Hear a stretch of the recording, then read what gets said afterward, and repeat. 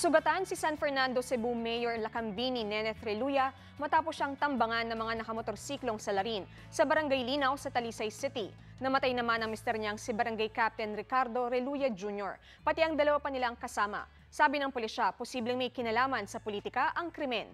Mahigpit na pinapabantayan ni PNP Chief Oscar Albayalde ang seguridad ni Mayor Reluya na nagpapagaling ngayon sa ospital. Binigyan din niya ng deadline ng PRO Region 7 para maresolba ang kaso. Matapos namang maaresto kahapon dahil sa mga iligal umanong baril at bala, na ospital si Daraga Albay Mayor Carlwin Baldo dahil sa paninikip umano ng dibdib. Ayon sa pulisya, nagka-alta presyon si Baldo habang nasa booking procedure. Sabi naman ng kaanak ni Baldo, may iniinda siyang bronchial asthma, upper respiratory tract infection at diabetes. Si Baldo ang itinuturong mastermind sa pagpatay kay Ako Bicol Party List Representative Rodel Batocabe na mariin niyang itinanggi.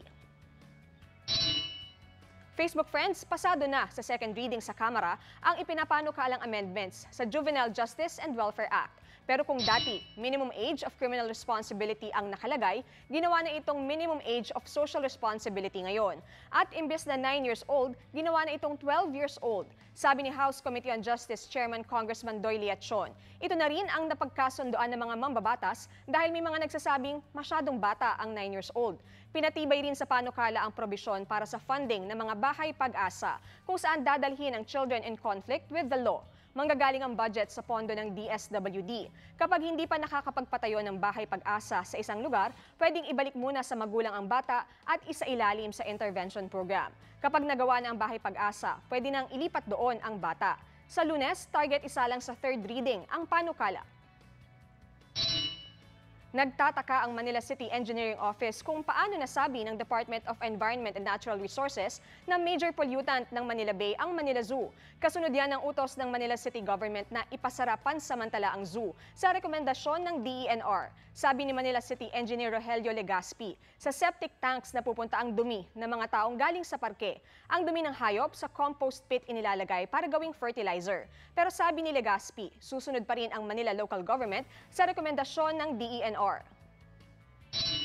Maghahain ng petisyon si Cotabato City Mayor Cynthia Giani Sayadi sa COMELEC dahil sa mga irregularidad umano sa Bangsamoro Organic Law Plebiscite. Sabi ni Giani Sayadi, minanipula umano ang resulta ng plebisito kung saan base sa bilang ng City Board of Canvassers, wagi ang botong yes para mapasama ang Cotabato City sa bubuing Bangsamoro Autonomous Region.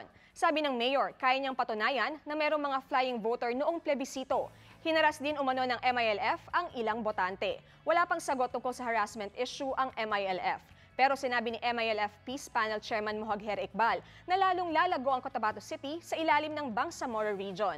Ayon naman kay COMELEC spokesman James Jimenez, ihain muna ang protesta para masagot nila ng maayos. Bukod sa amendments sa Juvenile Justice and Welfare Act, pasado na rin sa second reading ang panukalang Philippine Compassionate Medical Cannabis Act.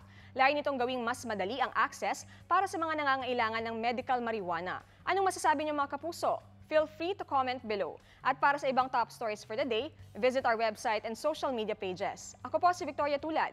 Click that share button now.